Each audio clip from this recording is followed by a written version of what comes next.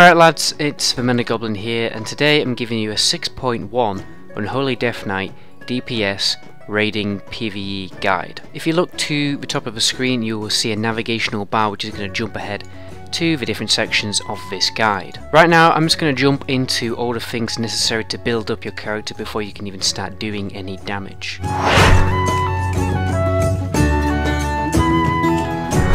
So you probably want to know how the hell to gear your DK. Well, the two major stats that you want are going to be firstly multi-strike and secondly mastery. You also want to be gemming and enchanting full out multi-strike. So all your enchants, multi-strike, all your gems, multi-strike. The reason why I like multi-strike so much is because of the passive effect called Necrosis. Go to your spellbook and read it.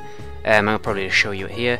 Basically, our multi-strikes do a little bit more damage. The other stats are pretty much on par with each other. People are saying it's crit, then haste, then versatility. It doesn't really matter. Just make sure you try to get pieces of gear with either mastery or multi-strike. Multi-strike being your first priority, second priority being mastery. You also want to be going for a two-handed sword, but obviously you probably already knew that. And the only enchant you ever want to go for is Rune of a Fallen Crusader.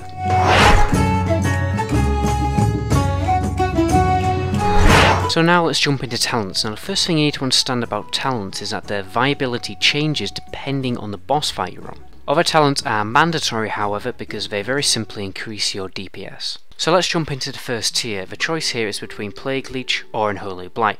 Go for Plague Leech if you're going for Defile or BOS, and go for Unholy Blight if you're going for the Necrotic Plague build. Now we're going to talk about both of these talents later in the damage section, so don't worry about them just now. So in the second tier, I think it's between Anti-Magic Zone or Lich Bond, depending on the situation you're in. If you're in a situation where you can anticipate a lot of AoE magic damage on a raid, then pop AMZ and help protect your raid and help your healers out. If that isn't a thing, then go for Lich Bond to kind of like it's better basically better survivability for yourself. In the third tier, I would say Death's Advance is probably overall going to be the most viable because you can just like move around very quickly out of fire in a certain place where you need to be. Asphyxiate is really helpful when you need to perhaps interrupt a ad or even trash. On Tectus, for instance, the ad heals the boss, but you can prevent him casting the heal if you stun him, so in situations like that it's kind of useful. Chillblains is useful for when you're in a situation where you need to kite trash. So there's a lot of trash knocking about, go for Chillblains just to like help everybody kite it out. In the fourth tier, definitely go for Runic Corruption. It's completely mandatory. It's definitely the best for your DPS. Just go for Runic Corruption. In the fifth tier, it's definitely Death Siphon. It just got buffed. It does a lot of healing.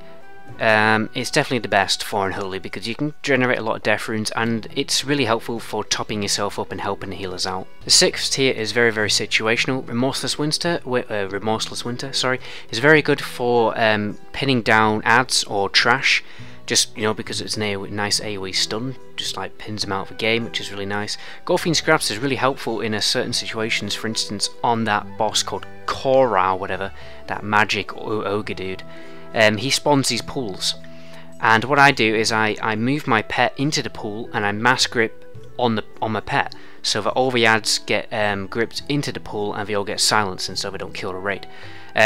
So also you want to definitely get yourself set up with a mouse over macro. We'll talk about that later in the macro section. But definitely get a mouse over macro for Golfing Scraps so you can just like pin it around on yourself, on whoever the hell you need it to be.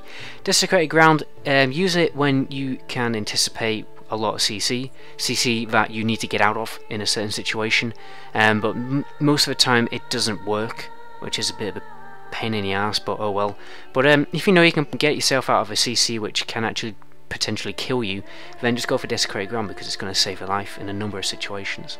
In the last tier, it's really between Necrotic Plague and Defile, depending on which rotation you want to go for. We're going to talk about this a lot more in the damage section.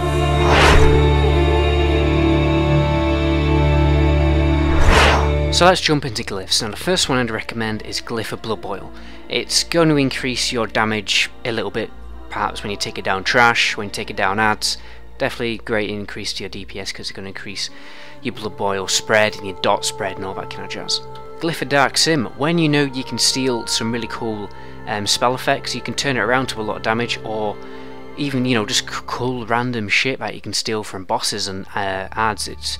If you can find a use of it, you know, do your research, then definitely go for it if you know you can steal it a lot. I'd also recommend Glyph of Absorb Magic because it can completely block out all magic damage. There are certain, there's a boss in Upper Blackrock Spire I can remember where you actually do need to purge buffs off the boss, so go for the Glyph of Icy Touch Purge and, you know, make use of it. A mandatory talent that you definitely want to go for is going to be Tranquil Grip. Death Grip is a great utility in raiding, and you want to make more use of it without killing yourself or pissing off tanks, so definitely go for that glyph. Obviously don't go for the retarded talents like Glyph of Outbreak and Glyph of Enduring Infection, because they're going to be massive DPS loss. But really, you know, picking out glyphs and talents is all about, you know, assessing your situation and then figuring out which talent and which glyph is best in that situation. So you just take a time to think before you pull a boss and think, you know, okay, this glyph would be good for that phase, or this talent's going to be good for to kite in the trash. You know, whatever the hell, just acknowledge that you should be changing your glyphs out and out, glyphs and talents around and about to certain situations to allow yourself to benefit from the greatest advantages of your talents and glyphs.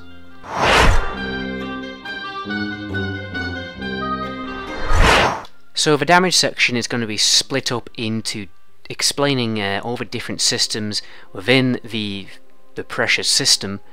So first of all, we're going to talk about Necrotic Plague.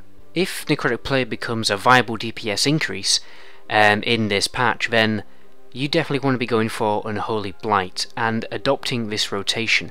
Basically, you pop Unholy Blight, you pop Outbreak, and you let that stack up the stacks to about 15, and you retain that dot for a 1.5, hang on, let me check, 1.5 minutes until Unholy Blight comes off the cooldown, and then you let it drop off, and then you build the stacks back up with Unholy Blight. So the first thing you need to remember about the main rotation is when the boss, or whatever the target is, drops below 45% health, you consume either a Death Rune or a Holy Rune, basically whatever the hell you've got, with a Soul Reaper. Pop Dark Transformation and or your cooldowns whenever they are available. We'll talk a bit more about DT later and how to manage it properly. And you know, next I'm going to talk about how to use your runes and your runic power. So it's fairly straightforward how you consume your runes.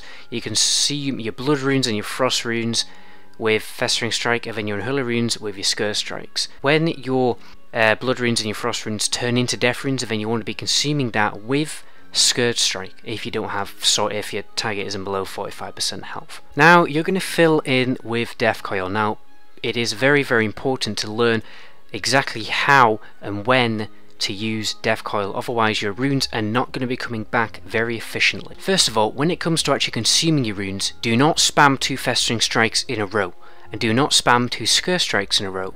You want to split your runes. What you want to do is you want to consume a Festering Strike, then a Scourge Strike, then a Festering Strike, then a Scourge Strike. What that basically does is when you consume 2 runes of the same type after each other, the second rune doesn't regenerate immediately. So it's like no point in doing it. But if you use, say, a Blood Rune, then a Frost Rune, what that's going to do is going to restart, the Blood Rune is going to start replenishing, and the Frost Rune is going to start replenishing. But if you consume 2 Blood Runes, like Blood, that second rune isn't even going to replenish, when you could be using a Frost Rune or a Holy Rune. So what you're doing is you're putting the runes on cooldown faster, so that they overall, in the long run, replenish faster. So basically, each rune cycle you're saving 1 second. Okay, so in a minute, that's an entire rune cycle. So that's like an entire set of runes.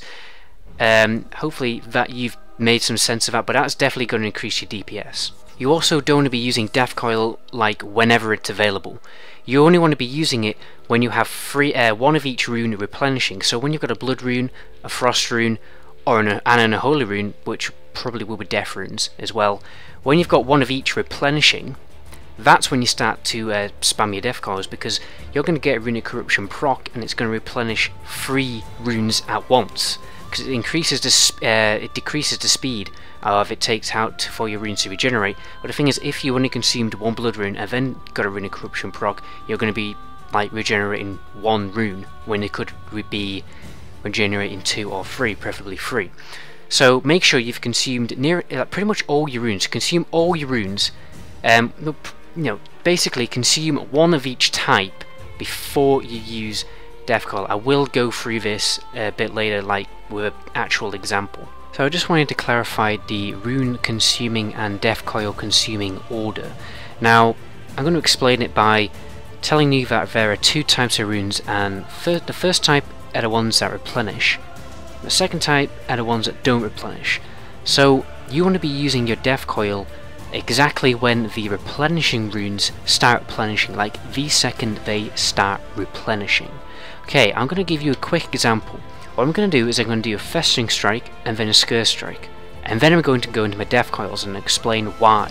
So, Festering Strike, Scourge Strike, and then a Death Coil. I've got a Runic Corruption proc. Look how quick my runes just came back. Look how quick that happened. Okay, I'm going to do it again. What was it? Festering Strike. Do I get a Runic Corruption proc? I got a Runic Corruption proc. Look how quick they come back. That is stupidly quick. Right, I'm going to consume them all.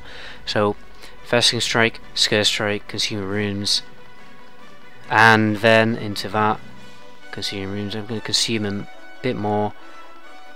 Now, you see, I got into a situation where the runes were nearly off cooldown. It wasn't really worth popping the Death Coil.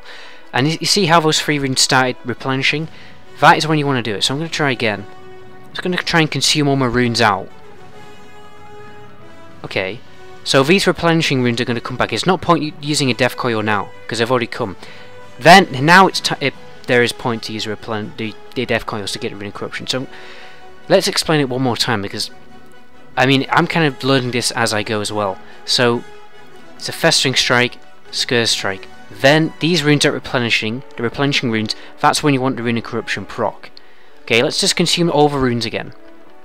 All the runes with the Scourge Strikes. And these runes that are replenishing, there's no point replenishing them any faster because they've already replenished. Better to just wait for the next set of runes which are replenishing now. Got a Runic Corruption proc, and are all coming back very, very, very quickly. Hopefully that explains it. I'll zoom in on the runes to show that very precisely.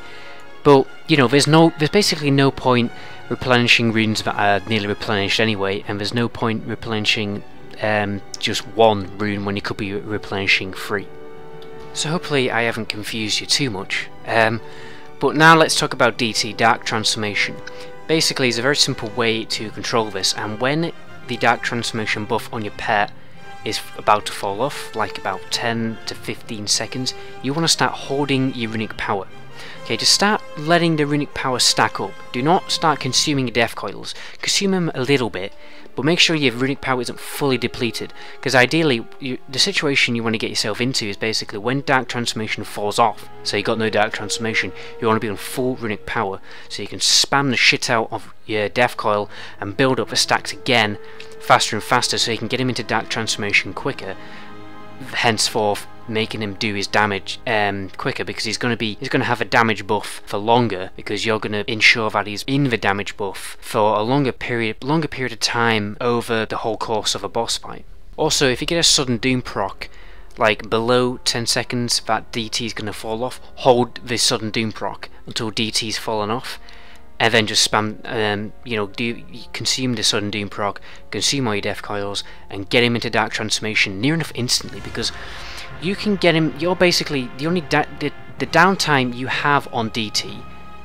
If you do this correctly, is only going to be 4 seconds. So 4 seconds is not going to be in DT, and the rest of the fight is going to be in DT, which is a huge increase to your damage. Okay, if you're not going for Necrotic Plague for whatever reason you don't want it, if you're going for Defile, then very simple strategy is to make sure Defile is on the ground all the time. The same goes for if you're not, if you're going for the Necrotic Plague build, have Death and Decay on the ground all the time also.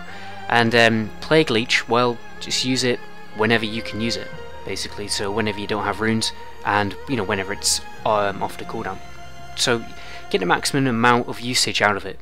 to increase your DPS the most. If you're really going for BOS because for some reason you like it, very simply stack up your runic power before you pop it, and pop Empower Rune Weapon to feed into it, if you know what I mean. I'll briefly talk about cooldowns.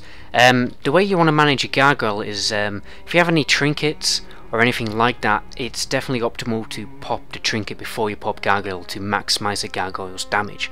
When it comes to Empower Rune Weapon really is just there to save your life. If Necrotic Plague is falling off and you don't have enough runes to keep it going, then you're going to pop Empower Rune Weapon to keep it up. But when you get to a certain skill level where that is never going to happen. However, you know, there's a chance of it happening, you know, because a boss might be out of range or whatever. But really, the best way to use it is when you have absolutely no runic power and no runes. If you're in a situation where you feel like you're waiting too long to get your damage out there, then just pop it and then just, you know, spam it out. It doesn't matter if you've used it and you don't have any death runes or anything. Just pop it whenever you are in a really deep downtime and you really just desperately need your runes and your runic power back.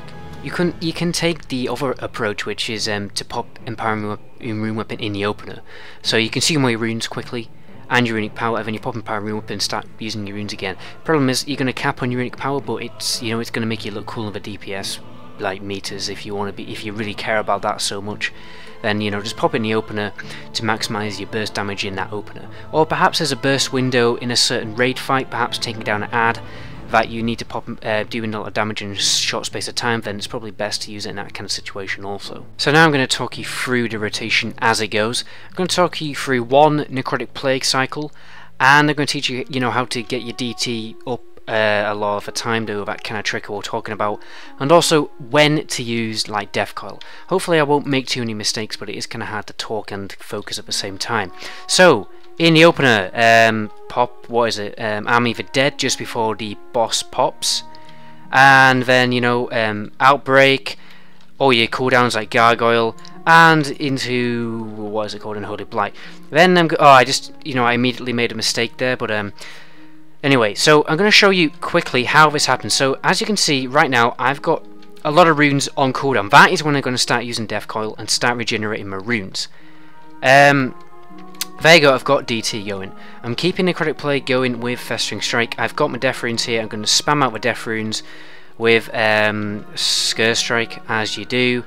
And I can see that my runes now, I'm going to actually wait a little bit to consume these runes, and then I'm going to start popping the Death Coils. And as you can see, now your runes start coming back a lot more quicker. DT is about to go off, so I'm just holding the runic power back. I'm also going to spam a few extra Festering Strikes to keep Necrotic Plague going. And DT's just fallen off, so I'm going to hold out my runic power. Another Festering Strike in there. I think the Necrotic Plague should be fine. And there you go, DT. How long was that off? It was like off for nothing. Spam out, you know, Death Runes with your Scourge Strikes.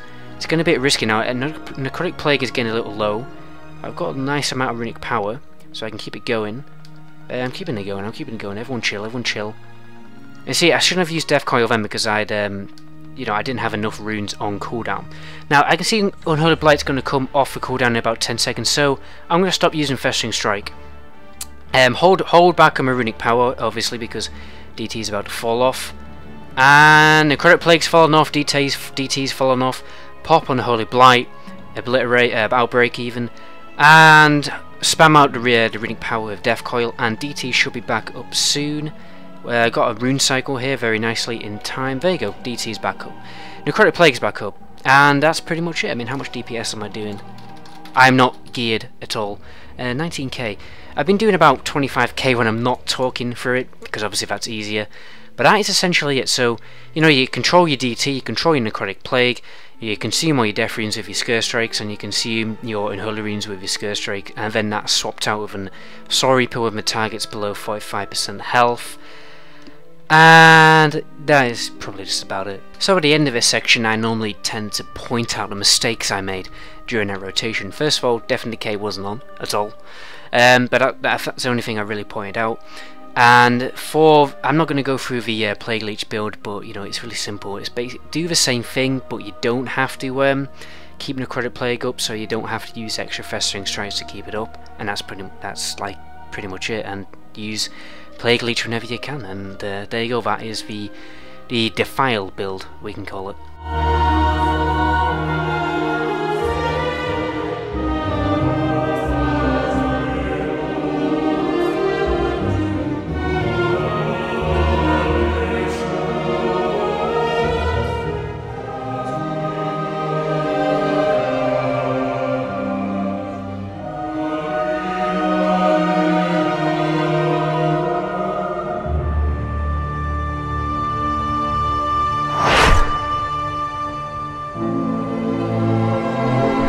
I'm just now going to go through the remaining utility at a Death Knight's disposal, and you know, the kind of situations you want to be using them in. First, let's go through defensive cooldowns. The biggest one you probably have is going to be anti-magic shell.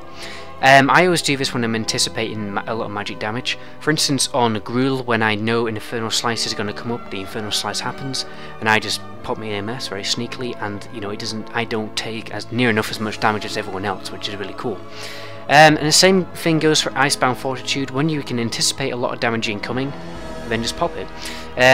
What's Twins? On Twins, you know, when all the fire goes fucking crazy, it's almost inevitable that you're going to stand in that fire. Perhaps it's a good moment to pop Icebound Fortitude during that phase.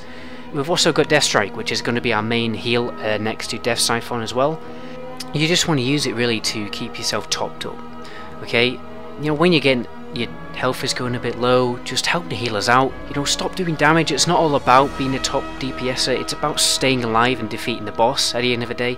So use your Death Siphon and your Death Strike to keep yourself alive. Let's talk about the CC. The main one really is Mind Freeze. Whenever you need to interrupt a boss, or you know, whatever the hell you need to interrupt, then do it. You know, basically when whatever's casting, you use it in the middle of a cast and it interrupts it, so that the cast doesn't happen, and it's as simple as that. We've also got Chains of Ice. It's the same thing as Chillblains. If you don't have Chillblains, then you know, if you need to slow a mob, I remember Ragnaros, there was this boss, sorry, the actual Ragnaros, where if these adds got to a certain location, basically into Ragnaros's hammer, then the entire raid would wipe, which is obviously pretty bad. So what I used to do is I used to pop Chains of Ice on those adds, as many as I could, to slow them all down. And what's also quite nice about Unholy Spec is when you use Festering Strike, the duration of Chains of Ice is extended, so that is something pretty cool to remember. Remember, there are a few situations where Blood Presence actually becomes useful to keep yourself alive. The only problem is that you can very easily rob the aggro of a tank, so use it very carefully.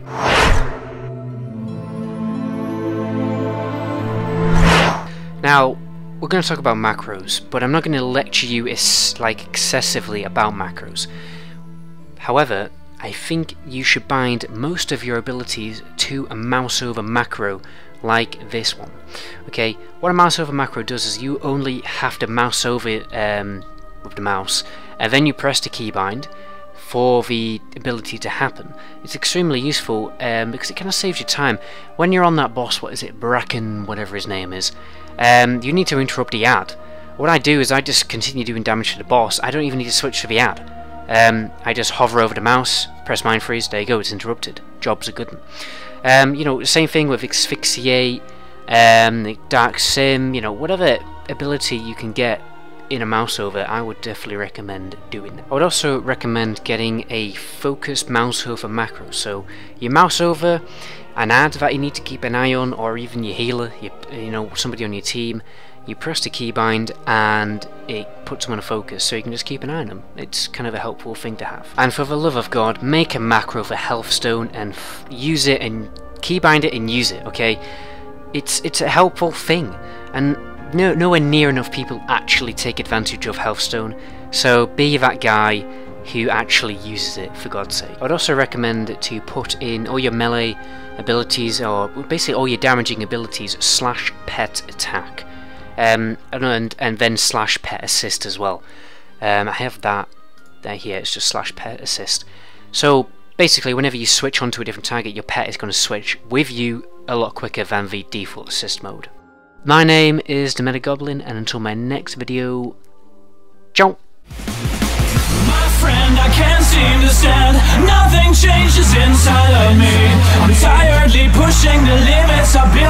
too slow. I can get rid of